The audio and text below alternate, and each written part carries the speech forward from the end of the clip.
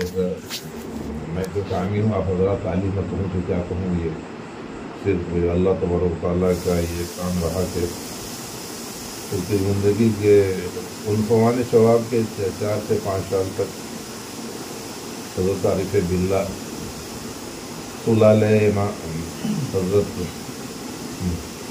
شیخ قادری جیلانی، حضرت مولانا مشنہ محدث شاہ فضل اللہ رحمانی رحمۃ اللہ علیہ خدمت اقدس میں ان کے قدموں کے نیچے رہنے کا شرف حاصل ہے۔ حضرت بھی دارالعلوم دیوبند شورا کے رکن رہے، جن میں وہ کافی عرصے تک رہے، بلکہ یہ اس زمانے میں کی رکنیت اس زمانے کی رکنیت میں بڑا فرق تھا۔ جیسے مجھے یاد ہے کہ جب حضرت رکن تھے تو جتنے بڑے اکابرین تھے اسلامیان ہند کے، جیسے حضرت مولانا سید ابو الحسن علی ندوی رحمۃ اللہ علیہ، حضرت نمبر 2 پر حضرت مولانا سید شاہ منت اللہ رحمانی رحمۃ اللہ علیہ، حضرت مولانا سید احمد اکبر آبادی رحمۃ اللہ علیہ،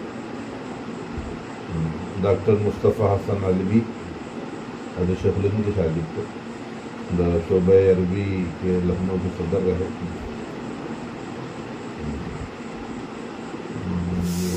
مولانا محمد منظور نعمانی،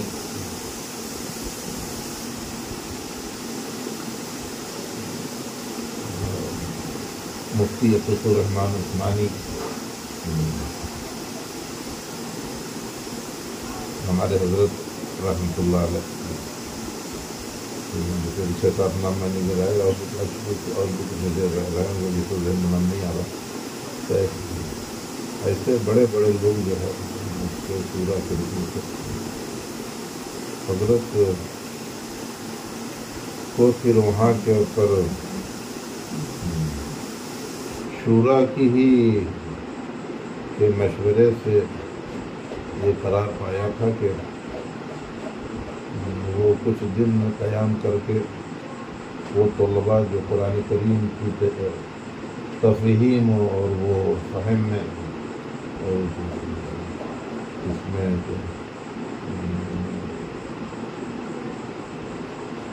کیا کہنا چاہیے تفسیر میں درخت پیدا کرنا چاہتے ہیں تو ان کی رہنمائی کریں گے، اس شعبے کو ان کو نگراں بنایا گیا تھا۔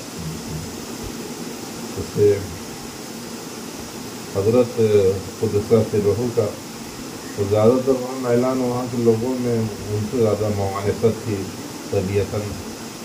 حضرت مفتی محمود حسن گنگوہی رحمۃ اللہ علیہ جو دارالعلوم دیوبند کے صدر مفتی رہے، اور جہاں تک مجھے یاد پڑتا ہے کہ کافی عرصے تک بخاری شریف بھی پڑھائی ہے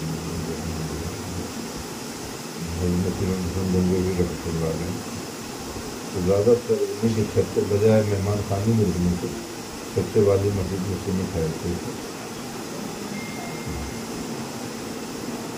مسئلہ کیا ہے کہ کیا کہا جائے کیا نہ کہا جائے، مطلب اس زمانے میں کا المیہ یہ ہے کہ یہ کہنا سننا بہت زیادہ بڑھ گیا، یعنی تقاریر کا دیکھیں تو تقاریر یوٹیوب کے اوپر اس کے اوپر اتنی تقاریر بھری پڑی ہیں، ہر جگہ تو اس کے مسابقات ہو رہے ہیں، علماء کرام کی تقاریر کا ہر اپنے مسئلوں کو مشرب کو پیش کر رہا ہے۔ یعنی میں یہ کہنا چاہ رہا ہوں کہ کہنا سننا زیادہ بڑھ گیا، عمل کم ہو گیا۔ خیر القرون میں عمل زیادہ تھا۔ دوسری چیز یہ کہ یہ ہو گئی کہ اس کی کہنے سننے کی تاثیر بھی ختم ہو گئی، کم ہو گئی بتدریج جو ہے۔ جیسے جیسے زمانے کا بودھ ہو رہا ہے، حضور سید عالم صلی اللہ علیہ وسلم کو روح پیدا کی زمانے افضل سے ویسے بھی اس میں تاثیر اب جو ہے چونچہ واقعہ یاد آتا ہے کہ امام الطریقہ حضرت سیدنا سید شیخ قادری جیلانی رحمۃ اللہ علیہ کے صاحب حضرت کا وعظ مشہور تھا، جو اس میں حضرت ابو سعید مخزومی جو ان کے شیخ تھے، انہی کے مدرسے کو آپ مسلکاً حنبلی تھے، رشید قادیانی رحمۃ اللہ علیہ، تو انہیں کے مدرسے سے واز کا وہ شروع ہوا جو ہے واز کی روزانہ واز کا کہنا جو ہے، تو واز میں اس میں کہتے ہیں کہ اس میں لکھتے ہیں کہ اتنا زیادہ تجلیات کا نزول ہوتا تھا رحمت الہی کا، بسا اوقات بہت سے لوگ اس کی تاب نہ لا کر کے وہ ان کا انتقال ہو جاتا تھا، مطلب وہ جو ہے اللہ تعالیٰ شان ہو وہ اس کی تاب نہ لا کر کے دنیا چلے جاتے تھے، تو ان کے صاحبزادے آئے، انہوں نے کہا کہ حضرت آج میں واز کروں گا، آج میں واز کروں گا، دیکھوں گا اپنے والد ماجد سے اجازت دی ان کو۔ اب انہوں نے خطبہ مسنونہ کے بعد قرآن کریم کی جو آیت مبارکہ پڑھ کے اور حدیث مبارکہ کی تفسیر میں شروع کی تفسیر بیان، مجمع پر کوئی اس کا اثر نہیں ہوا خاطر خواہ جیسے ہوتا تھا۔ اس کے بعد پھر حضرت تشریف فرما ہوئے، تو حضرت نے کوئی چوہے اور بلی کی تمثیل بیان کی، اس میں اسی کے اندر مجمع میں وویلا مچ گیا، یعنی کہ وہ اس تمثیل کو سننے ساتھ ساتھ لوگوں کے اندر اس قدر اثر کر اللہ تبارک تعالیٰ کے فضل سے اس قدر جو ہے اثر پذیری ہوئی کہ مجمع بے قابو ہو گیا۔ تو پوچھا بابا یہ کیا بات تھی کہ میں نے اتنی آپ نے ایک تمثیل بیان کی، اس کا اتنا اثر ہوا، میرے اس گفتگو کا میں اس کا عشر اشیر بھی اثر نہیں ہوا۔ انہوں نے فرمایا کہ بیٹا جب تو بول رہا تھا تو تو بول رہا تھا، جب میں بول رہا تھا میری زبان پر اللہ بول رہا تھا، جب تو بول رہا تھا تو چنانچہ اس کے اتنے وہ ملتے ہیں، آپ دیکھیں اپنے قریب کے زمانوں کے یعنی عالم ربانین جتنے بھی گزرے ہیں ان کی اگر تاریخ پڑھیں، اور مولانا سید الحسن علی ندوی نے لکھا ہے کہ ایک اہل حدیث عالم تھے، کوئی لاہور کے قریب میں کوئی جگہ قلعہ میحان والا پڑتی تھی، قلعہ میحان والا، وہاں کے اہل حدیث عالم تھے مولانا غلام رسول، وہ فیضیاب تھے، غزنوی کا خاندان تھا اہل حدیثوں کا، بڑا معتدل تھا، ان کے یہاں پیری مریدی بھی تھی اور سلوک بھی تھا وہ، تو ان کے غزنی سے جو ان کا خاندان آیا، ان کے بڑے تھے مولانا عبداللہ غزنوی، ان کے بیٹے مولانا سید عبد الجبار غزنوی رحمۃ اللہ علیہ ہوئے، پھر اس کے بعد میں ان کے بیٹے داؤد غزنوی بھی ہوئے۔ ان لوگوں کا قیام یہاں تھا امرتسر کے اندر، مدرسہ بھی کا تھا، اور وہ مولانا غلام رسول جن کا میں ذکر کر رہا ہوں قلعہ میحان والے، نقشبندی طریق میں یہ پورا خاندان جن کا میں نے ذکر کیا غزنوی سادات کا، یہ سید رحمت شہید رائے بریلوی رحمۃ اللہ علیہ کے خلیفہ کے واسطے سے آپ سے ملتا تھا، سید شہید کے سے نسبت مبارکہ تھی، سید شہید بذات خود خلیفہ تھے۔ مسند ہند حضرت علامہ عبدالعزیز دہلوی رحمۃ اللہ علیہ کے، تو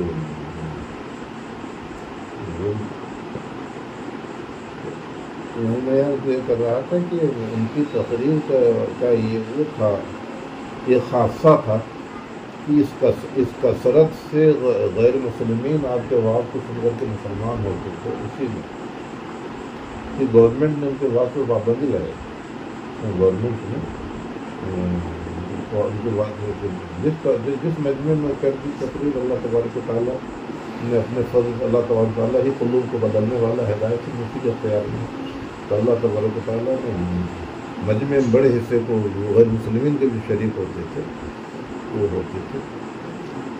ہم دیکھتے ہیں کہ یہ رئیس التبلیغ مخدومنا سلمان محمد یوسف صاحب کا لہندی رحمۃ اللہ علیہ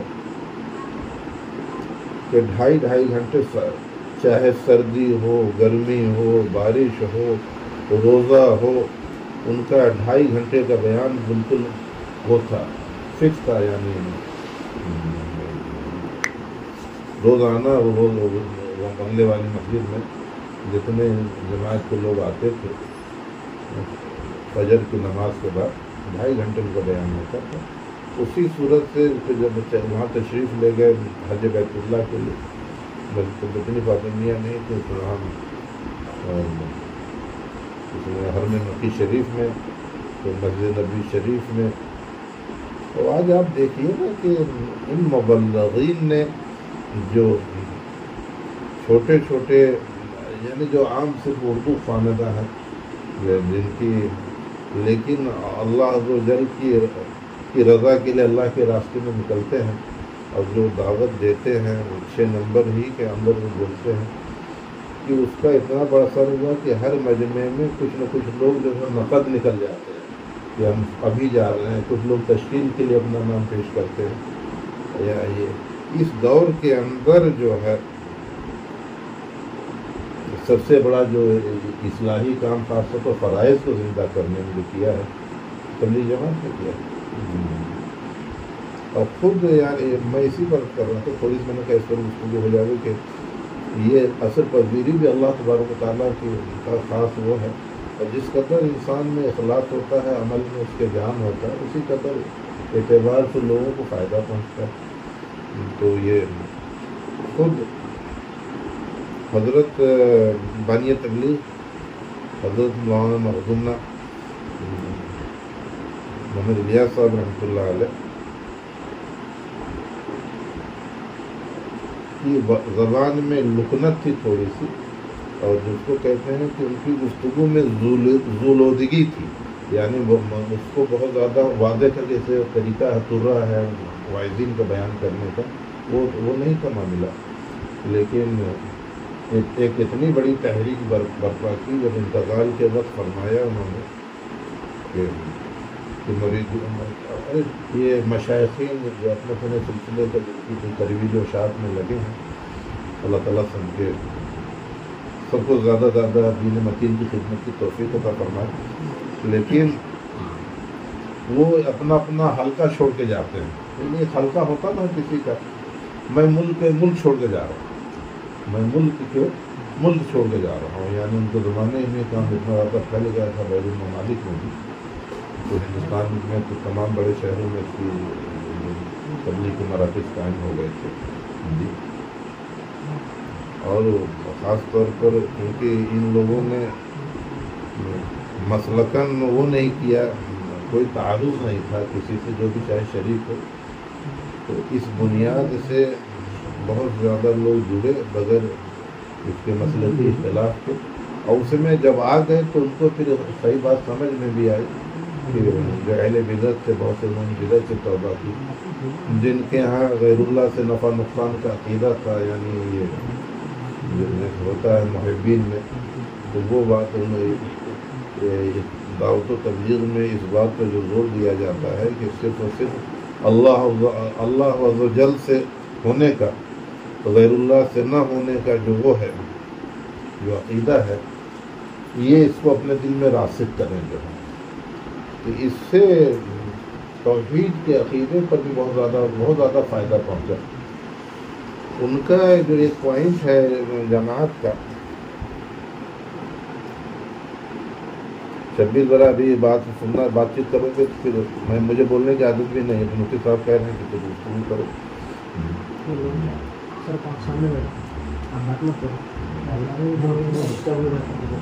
مجھے بولنے کی عادت نہیں، پھر مسئلہ وہ خدمت ہو جائے گا. تو میں یہ کہہ رہا تھا کہ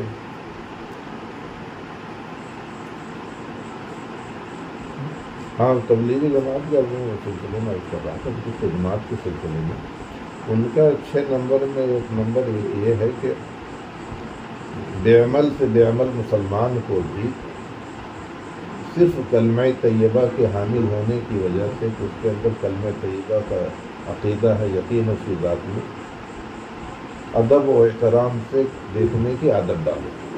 یعنی کوئی اگر بے نمازی بھی ہے تو اس کو ہلکا نہ سمجھو. اللہ تبارک و تعالیٰ قادر ہے کہ تب اس کو ہدایت دے دے. اور دوسرے پھر امیر المومنین حضرت سیدنا عبداللہ بن مسعود رضی اللہ تعالیٰ میں نے قول پڑھا تو فرمایا کہ ان لوگوں کی اتباع کرو جو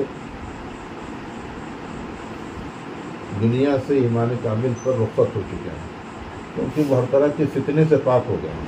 جتنے لوگ بھی چل پھر رہے ہیں، اللہ عز و جل جو ہمارے جتنے مسلمان ہیں، اللہ تعالیٰ سب کو جو ہے حسن خاتمہ کی سعادت نصیب فرمائے. لیکن جب تک ایمان کامل کا خاتمہ بالخیر نہ ہو جائے، کوئی گارنٹی نہیں ہے اس بات کی نا کہ گارنٹی تو تبھی ہوگی جب چلا گیا کہ ہم اس میں کسی طرح کی تو مراجعت کے پیچھے لوٹنے کی جو ہے تو وہ بات باقی نہیں رہی.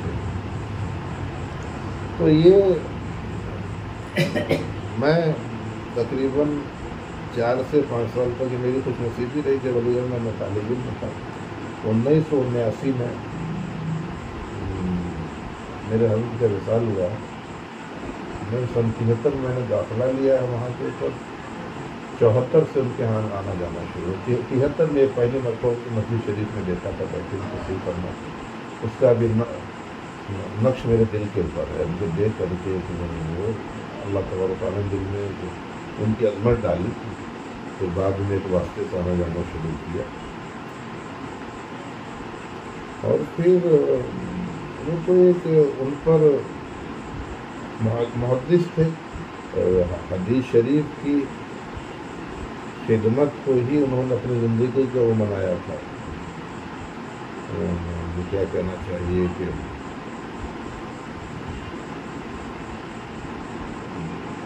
نصب العین جو ہے وہ حضرت امام بخاری رحمۃ اللہ علیہ کی کتاب الادب المفرد، اس کی شرح تقریباً 1400 صفحات میں 2 صفحوں کا کہیں 2 جلدوں کہیں 3 جلدوں میں شائع کر رہے ہیں.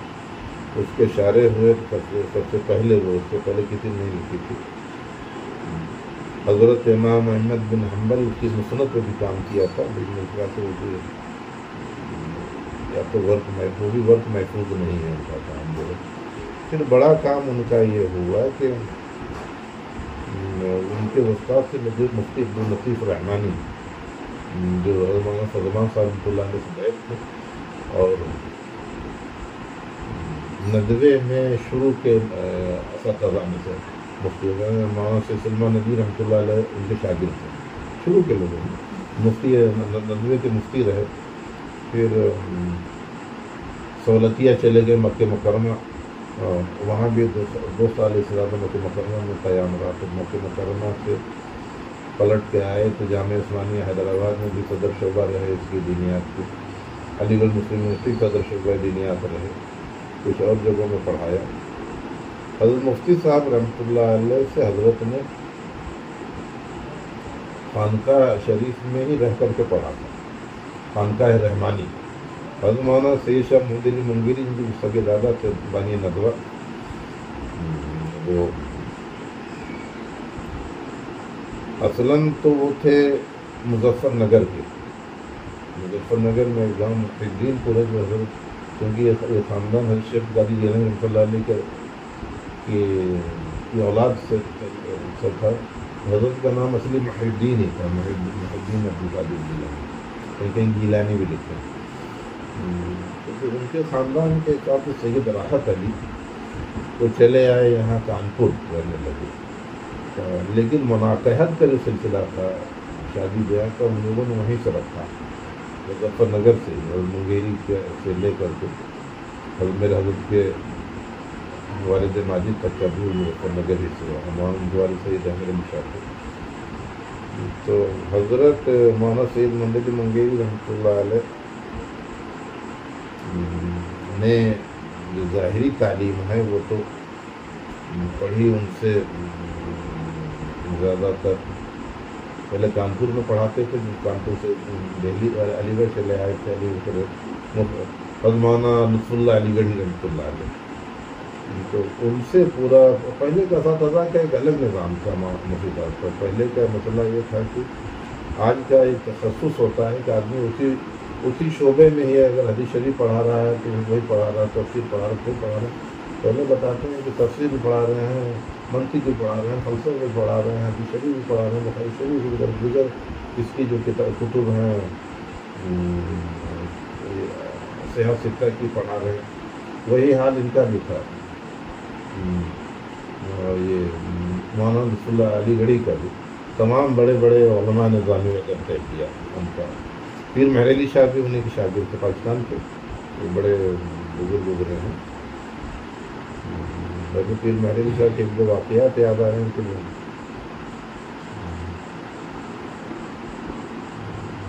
درس کی تیاری نہیں کی تھی, ہدایہ پڑھتے تھے. تو دستار کی پیچ کو بھی صحیح کرتے جا رہے ہیں اور وہ درس کے بھی راستے میں دیکھتے ہوئے جا رہے ہیں. ایک مجذوب پڑا رہتا تھا راستے میں. تو اس نے جو ان کو دیکھا, کہا شاہ جی لکھنے والے نے کتنے سال لگائے اس کتاب کو لکھنے میں, آپ اس کے گتھیوں کو اتنے آسانی سے سلجھانا چاہتے ہیں. ان سے سادات کو اکثر شاہ جی بھی کہتے تھے. غیر مولانا نصر اللہ رحمۃ اللہ نے کہا, شاہ صاحب آپ سے زیادہ علمی قدر تو مجذوب جانتا ہے. ایسے کہ اساتذہ میں اور تلامذہ میں جو تعلق تھا قلبی جو ہے اب وہ مفقود ہو رہا ہے, کم ہو رہا ہے. چنانچہ مولانا نے واقعہ سنایا کہ ان کے وصال کے بعد میں آئے فاتحہ پڑھنے کے لیے. اپنے استاد مولانا سے بلی کی میرے بھی شاگرد تھا. چلو ان کے نالین رکھے ہوئے تھے, اللہ صاحب علی گڑھی تھے. تو اس میں جو مٹی لگی ہوئی تھی اس کو چہرے پر لگایا, اپنے چہرے پر لگایا. مفتی مولانا نصر اللہ صاحب علی گڑھی کا خود یہ حال تھا کہ وہ شاگرد تھے مفتی عنایت احمد کاکوروی تھے, جو سمندر میں حج کو جاتے ہوئے انتقال ہو گیا تھا, کہ جن کی جو تواریخ حبیب اللہ بڑی مشہور ہے, جو انڈمان میں وہاں ان کو قید کر دیا بڑی کسی بغیر کسی حوالے کے خود اپنی یادداشت سے لکھی تھی. تو وہ میں جو بتا رہا تھا کہ مفتی صاحب جس زمانے میں چاہے کتنی بھی گرمی ہو کچھ بھی ہو, جب وہ علی گڑھ میں یا کبھی اس کا مفتی صاحب کے ساتھ رہتا تھا, صبح علی گڑھی تھا, تو وہ بتاتے ہیں کہ جوتا نہیں پہنتے تھے. کہیں شیخ کے قدموں پہ میرا جوتا نہ پڑ جائے, شیخ کے قدموں پہ جوتا نہ پڑ جائے. مولانا محمد علی منگیری رحمۃ اللہ علیہ نے ان سے پڑھا کہ اس زمانے کے حضرت شاہ اسحاق صاحب رحمۃ اللہ علیہ کے شاگرد تھے محدث مولانا احمد علی سہارنپوری رحمۃ اللہ علیہ. 11 مہینے وہاں رہ کر پورا دور حدیث ان کو سنایا تھا. حضرت فضلہ صاحب کے حیات مبارکہ میں مہر علی شاہ صاحب بھی وہاں گئے, انہوں نے سنا, بڑے مرجع تھے تمام اس کے لیے. تو میں یہ عرض کر رہا تھا. اس کے بعد پھر وہ اسی زمانے میں حضرت فضلہ صاحب رحمۃ اللہ علیہ سے تعلق ہوا. بچپن میں کم عمری میں یتیم ہو گئے تھے منگیری بھی, میرے حضرت بھی یتیم ہو گئے تھے. میرے حضرت عمر 8 سال تھی جب ان کے دادا ان کو والد کا صاحب کو سر سے اٹھ گیا. مولانا فضل الرحمان صاحب رحمۃ اللہ علیہ کے یہاں کانپور میں واد تشریف لاتے تھے, پہلے سفر کرتے تھے, کانپور آتے تھے, کانپور ملاقات ہوئی, کانپور مسجد رہنے والے تھے. پھر کانپور میں آنا جانا ان کے یہاں ان کی خدمت میں رہتا تھا. پھر مولانا فضل الرحمان صاحب رحمۃ اللہ علیہ نے کچھ عرصے کے بعد پھر سفر موقوف کر دیا, یعنی نکلنا گنج مراد آباد 9 ضلع میں پڑتا ہے. تو وہاں جب بیٹھ گئے اپنی جگہ پہ جا کر کے بیٹھ گئے تو پھر 50 سال سے زیادہ ایسا 25 راہ میں حضرت منگیری وہیں جا کے پھر بیٹھ گئے. حضرت منگیری وہیں جا کر کے مولانا فضل الرحمان صاحب رحمۃ اللہ علیہ حضرت ارشاد رحمانی میں لکھتے ہیں کہ میں گھوڑے سے گیا تھا, گھاس حضرت نے پہلے خرید کر گھوڑے کے لیے رسی کھینچنے پڑے, اور جب گئے تو اپنے دوسرے دن جب بیٹھ کیا نے اس سے کہا کہ خلاف معمول جو ہے پان منگوایا، پان جو ہے ان کو کھلایا، اور مجھے نہیں یاد رہا تو چلا کے تو دیا تھا یا تو ایسے ہی دے دیا، کہا لو یہ فان کا پان ہے، کھا لو۔ اور وہ خادم سے کہا گھر کے اندر سے کچھ لاؤ، کچھ نہیں تھا تو کچھ چنے لے کر کے آیا تھوڑے بہت، تو چنے کہا تم دامن پھیلاؤ، دامن پھیلایا تو چنے اس میں سے ایسے ہی دیے ان کو، تو لوگ ہم تم کو دنیا دیتے ہیں۔ پھر یہ ان کے حضرت کا یہ اثر تھا کہ ان کے ظاہری طور پر بالکل متوکل تھے، لیکن گزر بسر بہت ہی اس کے ساتھ رہی، یعنی بڑی عافیت کے ساتھ میں رہی۔ کئی لوگ حیرت کرتے تھے کہ میں افادات مولانا عبدالوارث حیدرآبادی رحمۃ اللہ علیہ نے لکھا ہے کہ اتنے لوگوں کا تھا سب کو کھانے پینے کا، کئی زمانے میں بجلی کا تو وہ نہیں تھا، منگیر میں جب خانقاہ بنائی چلے گئے، منگیر میں بڑی تعداد میں لوگوں ہونے لگے، کیا کہنا چاہیے، قادیانی بھاگلپور وغیرہ میں، منگیر بھاگلپور اور یہ آریہ سماجیوں نے بھی بہت زیادہ وہ شروع کیا۔ ان کے یہاں اس زمانے میں جو تھا نا یہ ان کا جو بعد میں مارا گیا دیانند سرسوتی، تو شدھی کی تحریک کو ہم چلائی تھی۔ شدھی تحریک کا مطلب یہ تھا کہ تم ہمارے جتنے مسلمان تھے ابھی کچھ نہیں بگڑا، گھر واپسی کر لو گے اور ہم تم کو پاک کر کے تم اپنے مذہب میں پھر لے لو گے، شدھی مطلب پاک کرنے کا۔ تو اس کے خلاف حضرت نے وہ کیا، اور عیسائیوں کو بہت زیادہ غلبہ تھا۔ حضرت فضلمان صاحب رحمۃ اللہ علیہ نے اتنی طویل عمر پائی کہ وہ بیت ہونے کے بعد 35 سال ہمیں جانا رہا، دیکھا 35 سال۔ سلوک کے اندر بہت بڑی جو وہ ہے اہمیت ہے صحبت کی ہے، صحبت کی کمی کوئی چیز نہیں پورا کر سکتی، یعنی اگر صرف صحبت سے سلوک طے ہو سکتا ہے، صرف ذکر سے اکیلے نہیں طے ہو سکتا۔ یہ اس میں وہ کرتے ہیں ذکر کے وہ جو ہے ذکر کے رفیق سفر کوئی چاہیے جو اس راست سے گزرا ہوا ہو اور اس کے نشیب و فراز سے واقف ہو اور اسی حساب سے آپ کی تربیت کرے گا۔ مجھے یاد نہیں آ رہا فاضل معصوم صاحب رحمۃ اللہ علیہ کا قول ہے اسی سلسلے میں جو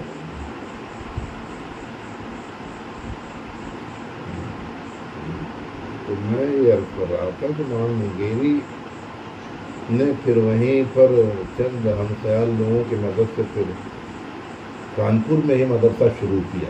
ندوے کی بنیاد جو ہے کانپور میں ہی پڑی، کانپور میں پھر اس کے نصاب میں بھی کچھ تبدیلی کی گئی جو درس نظامیہ کے نصاب پر ہٹ کر کے، اور پھر وہاں سے جب کام وہاں سے چل پڑا لوگ بڑی اس وقت حضرت نے اور سارے ہندوستان میں تمام جگہوں بڑے بڑے اس کے ندوے کی تحریک کے لیے اور اس کے مالی اعانت کے لیے ہر سال جلسے ہوتے تھے، کبھی پٹنے میں ہے، کبھی امرتسر میں ہے، کبھی کہیں ہے، تو تمام اس بڑے بڑے علماء نے اس کی تائید کی۔ خان صاحب کو چھوڑ کر کے خان صاحب کو نہیں مقام ندوے کی تاریخ اگر پڑھیں تو سب سے بڑا مخالف اگر کوئی تھا تو وہ اس میں یہی تھے، احمد رضا خان بریلوی تھے، لیکن اللہ تبارک تعالیٰ کے کام پر کہ کچھ اس کا اثر نہیں ہوا۔ تو پھر وہ ندوہ وہاں سے کانپور سے پھر یہاں آیا لکھنؤ میں بھی پہلے مین اس میں شہر میں اس کو قائم کے بعد میں منتقل ہوا موجودہ جہاں پر ہوا۔ تو میں یہ عرض کر رہا تھا کہ حضرت منگیری نے 35 سال کا اکتساب فیض کا اسے کیا، درد جو ہے حضرت رحمۃ اللہ علیہ اتنی صحبت کتنے بار بار جاتے رہتے تھے، قریب کے رہنے والے بھی تھے، یعنی کانپور میں اس میں زیادہ اتنا وہ بھی نہیں تھا، بار بار حضرت کے یہاں یہ تھا کہ زیادہ تر کوئی رہنے نہیں پاتا تھا، جیسے کوئی گیا تو ایک دن 2 دن میں پھر اس کو وقف کرتے تھے. کریں تو کیا کریں, اتنا رجوع تھا اور جگہ اتنے وسائل نہیں تھے, جو 1 دن 2 دن 3 دن مشکل تھے. اور وہ حضرت کا مزاج یہ تھا کہ فرما دیا تھا اپنے مریدین مفسرین کے لیے بھی کہا تھا کہ علوم دینیا کی ترویج و اشاعت کے دوران ہی باطنی فیض بھی پہنچائے. یعنی کہ جو جہاں رہے دینی علوم جیسے قرآن و سنت کی جو کہ خود کی تعلیم کی اشاعت کرے, مروج الشریعہ ہو, اور شریعت ہی اصل ہے. تو حضرت کے یہاں بھی ہر وقت تفسیر ہے, مثنوی شریف کا درس ہے, یا یہ بخاری شریف ہے, یا جو سیاح کی دیگر کتب ہیں وہ ہوتی رکھی تھے. پہلے کے علماء میں خود ہمارا قاسم صاحب رحمۃ اللہ علیہ بھی کا بھی یہی مشورہ تھا, ذریعہ معاشی بھی یہ تھا کہ وہ تصحیح کرتے تھے کتب احادیث کی, اس میں مطابع میں رہ کر کے لیرت وغیرہ میں. تو حضرت محمد زمان صاحب جی کا یہی حال تھا کہ وہ آتی تھی, کتابیں آتی تھیں مطبوعہ یا اقتباس سے پہلے جو مسودہ تھی وہ اس کو دیکھتے تھے, اس پر وہ لکھتے تھے, اس پر جہاں جہاں غلطیاں ہوتی تھیں. تو نسبت کا جو رسوخ ہے, نسبت کس کو کہتے ہیں؟ نسبت کا مطلب ہوتا ہے تعلق مع اللہ. یعنی 2 چیزوں کے اوپر زور دیا ہے. حضرت فرمان صاحب اللہ نے فرماتے تھے کہ ولایت کیا ہے؟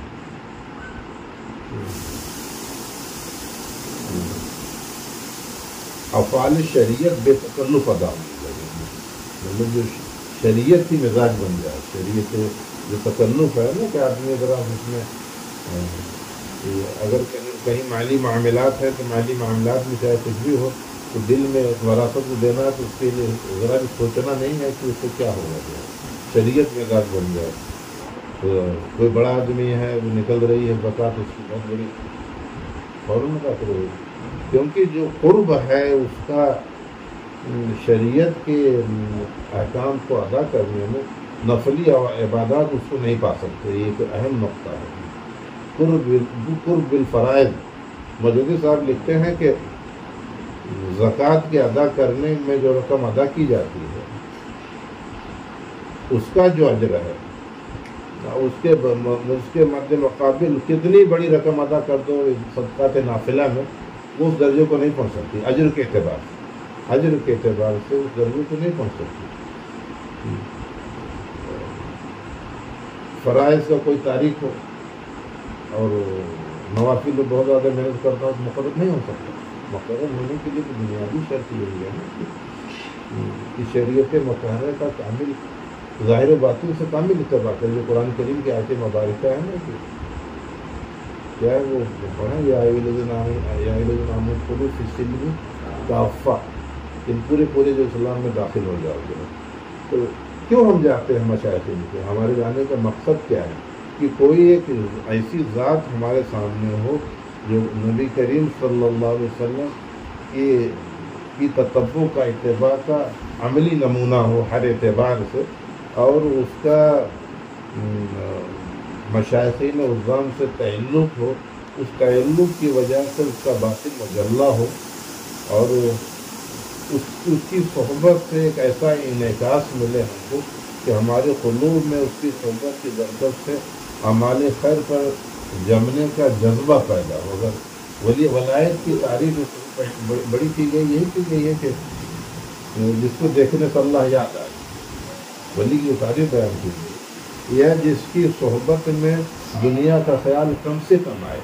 دنیا کا خیال اور کم سے کم. آج کل تو مشائخین کے اس میں بھی ارے یہ دنیا کی باتیں, یہ پراپرٹی وہ پراپرٹی, وہ پہلے کے ہم کوئی نام نہیں لے سکتا. کرنا ہے بزرگ ہیں وہ اپنے وقت کے افطاب زمانہ رہے ہوں گے, قطول افطاب اللہ علیہ. بس میں نے اتنا کہہ دیا کہ حضرت میں نے ایم اے کا ایگزام دیا, امتحان دیا ہے, دعا کرنا قانون نکلوا دیا. یعنی کتنی حقارت سے دیکھتے تھے ان کی طبیعت میں دنیا کی جو عزتی میں لگا. تو یہ 2 ہی چیزیں تو ہیں مولانا. اگر 2 چیزیں میں وہ اوپر وہ ہے کہ ایک تو رضائل سے جان چھوٹ جائے. وعلیکم السلام ورحمۃ اللہ. وعلیکم السلام ورحمۃ اللہ.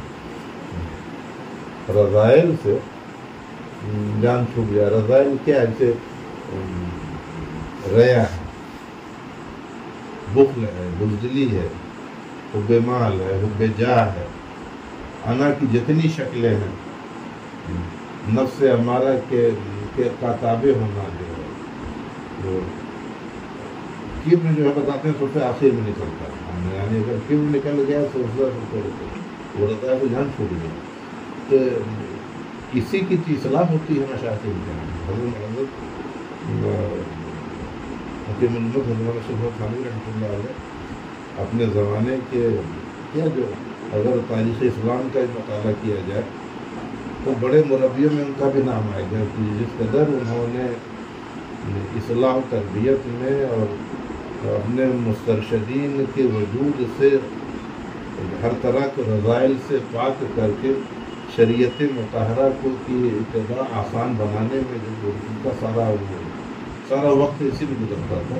اور اس کے ساتھ ساتھ میں تصنیفی کارناموں کو دیکھا جائے آج جن تحریرات سے ایک اکیڈمی نہیں کر سکتے، کئی آدمی مل کر کے نہیں کر سکتے. تو وہ مریدین اپنے اپنے احوال لکھتے تھے اور ایسے خیالات آتے ہیں. اور وہ جو ہے نماز میں تکبیر تحریمہ کا کیا حال ہے، حلال رزق ذریعہ معاش کیا ہے.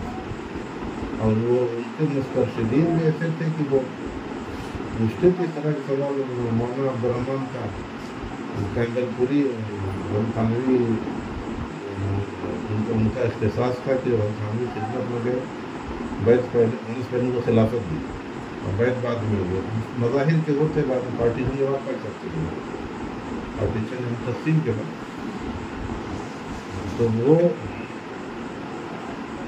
لکھتے تھے جواہر ثانوی کو کہ حضرت یہ جو گھنٹہ بجتا ہے یعنی وہ نہیں درس شروع ہونے کا، مظاہر پڑھاتے تھے. تو میں دوسرے درسگاہ میں ہوتا ہوں، وہاں سے جدید میں جانے میں جہاں دوسری جگہ جہاں پڑھانا ہوتا ہے کچھ دیر لگ جاتی ہے.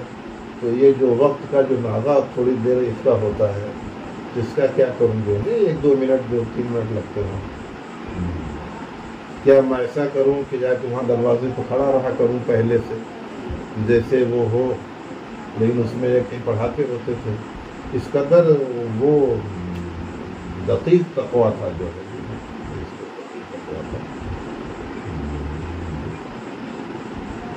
سارے مصلحین کا یہی حال تھا. مصلحین تھے انہوں نے کیا کیا، سارے ذکر اذکار جو کرائے جاتے تھے اس کا مطلب ہی ہوتا تھا کہ اور یہ شریعت مطہرہ امر و نواہی پر ہمارا طبیعت بن جائے گا. جو منکرات ہیں اس سے ہمارا وجود بالکل خالی ہو جائے، معاملات بالکل صاف ہو جائیں، معاشرت بالکل شریعت مطہرہ کے مطابق ہو جائے، اور یہ غفلت ہم سے ختم ہو جائے. ہر سیکنڈ ہم باخدا رہیں، یعنی اللہ جب کسی سیکنڈ بھی ہمارا جو ہے تعلق جو ہے ختم نہ ہو، اور گھر کے اندر اچھے باپ رہیں، اچھے بیٹے رہیں، سب کے جو گھر کے اندر کا جو ماحول ہے، جو ہم پر جو آئینی ذمہ داریاں ہوتی ہیں وہ صحیح ادا ہوتے ہیں. رحمانیت تو تعلیم ہے ہی نہیں. جو ہماری باہر کی زندگی معاملات حسن اخلاق جو ہے سب سے بہت زیادہ اچھا ہے، ملنا ملانا، لین دین جو ہے بالکل ہی معاملات جس کو کہتے ہیں نا، تو وہ یہ جو ہے معمولات سے اچھے ہونے چاہیے. اس لباس ہے اور یہ لقائی الہی کا شوق پیدا ہو جائے کہ لقاء سے بڑھ کر کوئی زیادہ وہ نہ رہے. بہت پہلے سے مرنے کی تیاری شروع ہو جائے، آدمی ہر وقت تیار رہے کہ اگر مجھے اس وقت اگر موت آتی ہے تو میرے معاملات جو ہیں سب کو صاف ہو، اور اگر میری وصیت مرتب ہو اور گھر والوں کو معلوم ہو مجھے کیا لینا دینا ہے. اس پر جو مشق کروائی حضرت تھانوی اور دیگر قابلین نے بھی اسی مشق کی ضرورت ہے. یعنی آج بھی تصوف جو ہے وہ جو قدیم تصوف کہہ سکتے ہیں نا کہ جو حدیث جبریل میں جو نبی کریم صلی اللہ علیہ وسلم سے حضرت جبریل علیہ السلام نے جو ہے مختلف جو سوالات کیے تھے اس میں جو احسان کیا ہے جو سوال تھا کہ اللہ کی عبادت اس طرح سے کرو گویا تم اللہ کو دیکھ رہے ہو, اگر نہیں تو کم درجے کا یہ کہ اللہ تم کو دیکھ رہا ہے. تو یہ اس کا ملکہ ہو جائے, اس کا ملکہ ہو جائے کہ ہم جو عبادت کرتے وقت ہمارے جتنے خیالات ہیں ادھر ادھر کم سے کم ہو جائیں, کم سے کم ہو جائیں. اور ثانی فرماتے تھے کہ جو چیز اختیاری ہیں ان کو اختیار کرو, جیسے خیالات جو چیز غیر اختیاری ہے ان کو چھوڑ دو اللہ کی طرف, اس پر مواخذہ نہیں. دھیرے دھیرے دھیرے کر کے اس میں ملکہ پیدا ہو جائے کہ میں ایسی نماز پڑھوں گی کہ نماز دوران کسی کو خیال نہ آئے یا کم آئے گا. میں یہ عرض کر رہا تھا کہ یہ جو مدارس کا اور ساتھ ساتھ میں خانقاہوں کا دونوں کا جوڑ تھا جو ہے, ابھی آپ دیکھ لیجیے کہ تبلیغ جماعت کے اس وقت کی جو پوزیشن ہے,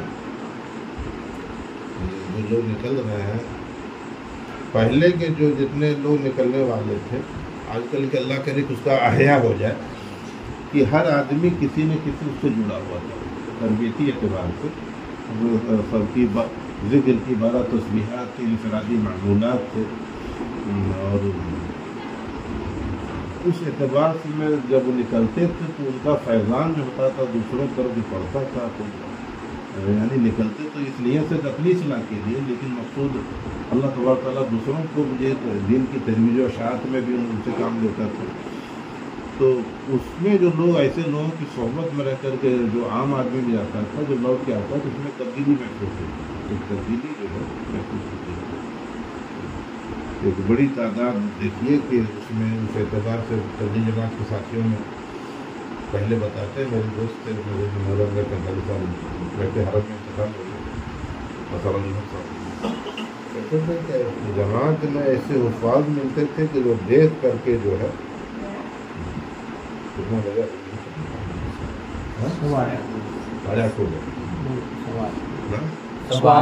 8:15 کہ پہلے ایسے لوگ ملتے تھے کہ قرآن کریم دیکھ کر کے نہیں پڑھ سکتے, لیکن سن کر کے پورے حافظ, قرآن کا اعجاز تھا, سن کر کے پورے حافظ.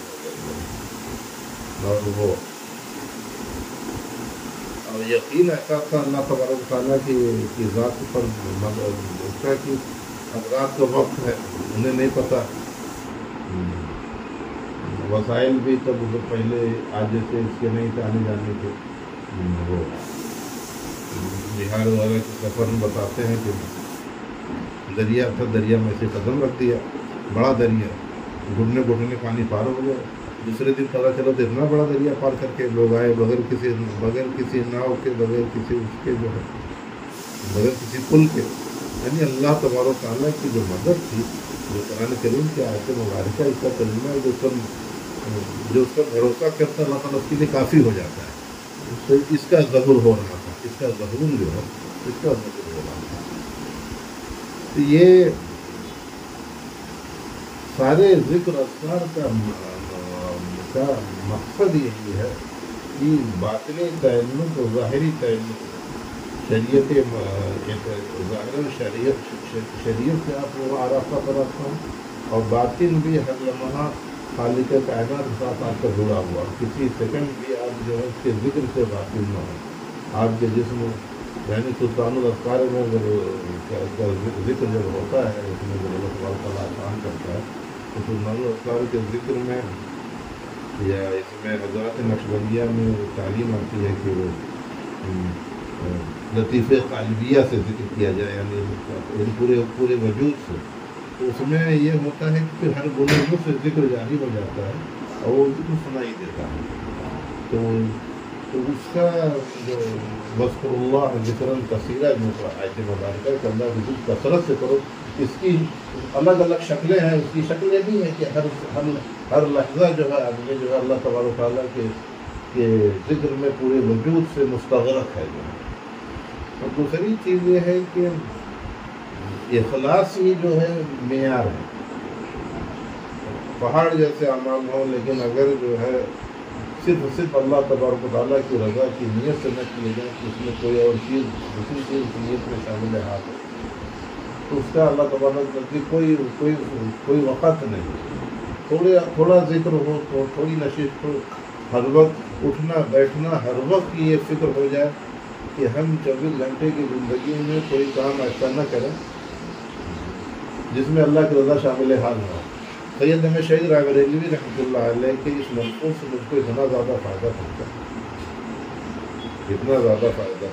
کہ اس کو میں الفاظ میں بیان نہیں کر سکتا. ان کا مقصود ہے کہ مجھے ساری عمر میں کبھی یہ یاد ہی نہیں ہے کہ میں نے کوئی ایسا کام کیا ہو جس میں جو اللہ تعالیٰ کی رضا اس میں شامل حال نہ ہو.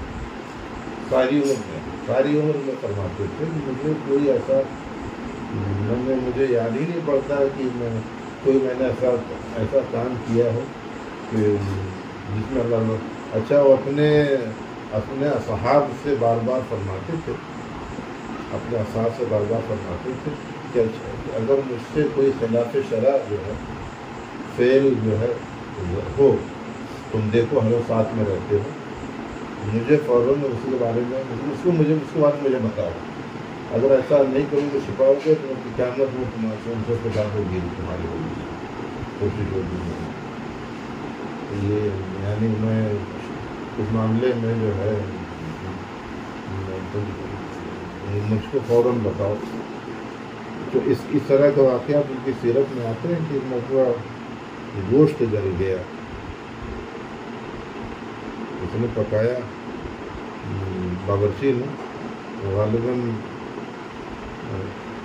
سرحد کے سفر میں جہاد کے جو سفر میں جو تھے سید احمد شہید رحمۃ اللہ علیہ کا میں ذکر کر رہا تھا تو سید صاحب نے مجھے ان کا ایک ملفوظ مجھے اس سے بہت زیادہ فائدہ پہنچا. انہوں نے کہا مدت العمر مجھے کوئی ایسا فعل یاد ہی نہیں ہے جو میں نے کیا ہو جس میں رضائے الہی شامل نہ ہو. یعنی میں نے کوئی ایسا جو کام کیا ہر کام صرف اللہ تبارک تعالیٰ کی رضا ہی کے لیے کیا گیا. تو اب اپنے اس سے فرماتے تھے اصحاب سے بار بار مجلس میں کہ اگر مجھ سے کوئی خلاف شرع فعل دیکھو فوراً مجھے اس کے بارے میں ٹوکو. یہ مت سوچو کہ میرے شیخ ہے یہ ہے کیسے اس کو وہ کیا جائے. شرط ہے اس کے وہ ملتے ہیں کہ وہ سرحد میں باورچی سے گوشت جل گیا ہے, سید صاحب کے منہ سے خلاف معمول مربوط نکل گیا. اس کے لیے پڑھا ہوگا سیرت سید احمد شہید مولانا ابوالحسن علی ندوی نے لکھا ہے یا انہوں نے مولانا المحر نے لکھا ہے. تو لوگوں نے کہا کہ حضرت کی تو اتنی سخت ہدایت ہے کہ اگر نہیں کہو گے تو میں قیامت میں مجھ سے سوال ہوگا. اس کا توجہ دلائی تو حضرت نے مجمع عام میں سے معافی مانگی, اس کو خوش کیا جو ہے اس کو دل پر تو ایسے ہی خوش کر دیتی ہے. بتا رہا ہوں اس میں مکہ مکرمہ میں حج کے سفر میں ان کی اہلیہ کو دودھ نہیں ہوتا تھا, ان کی اہلیہ کو دودھ کم ہوتا تھا. حضرت کی چھوٹی بیٹی تھی, دودھ پینے کے لیے تو ساتھ میں مستورات بھی تھیں. ان کسی کو اتنا ہی بڑا بچہ تھا ان کو دودھ ہوتا تھا تو کیا کرتی تھیں کہ زیادہ تر دودھ جو ہے حضرت کی بیٹی کو پلاتی تھیں, اپنے بیٹے کو کم ہی پلاتی تھیں. تو حضرت نے دیکھا کہ جو میرا ارتکاز ہے, ارتکاز سمجھتے ہیں نا کہ وہ جمع جو ذہن کا مراقبے میں ذکر میں جیسا ہونا چاہیے ویسا نہیں ہو رہا ہے. کوئی ایسی غلطی ہو رہی ہے جس کی نحوست کی وجہ سے یہ جو ہے اس میں دل جمعی میں کمی ہو رہی, جمعیت میں جو ہے. تو پھر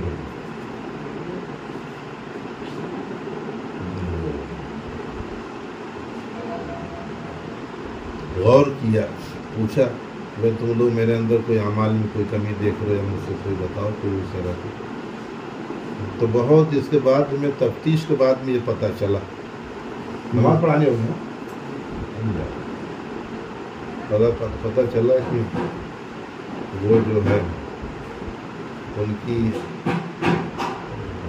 جو وہ تھی ان کی بیٹی کی رضائی ماں جو ایسا کر رہی ہیں، اس کا اثر تو پورا اس کو پڑ رہا، اس کو بچے کو تکلیف ہو رہی تھی، اللہ تعالیٰ شانوں کی طرف سے پھر یہ وہ ہو، اس کا ظہور اس طرح سے ہو رہا کہ انہوں نے اس کو تاکید کی، کہا یہ غلط ہے، ایسا نہ ہو کہ برابر ہو، اس کو دونوں کو حصہ دیا کر دو۔ تو میرا صرف کہنے کا جو ملخص یہ ہے کہ اپنے آپ کو جہاں تک ہو سکے شریعت مطالعہ کی ہر درجہ اتباع کے حوالے کرو، ہر طرح کے رذائل سے اپنے آپ کو جو ہے بچانے کی کوشش کرو، خاص طور پہ کبر کا یہ مرض ہے، اپنے آپ کو خوش مت سمجھو۔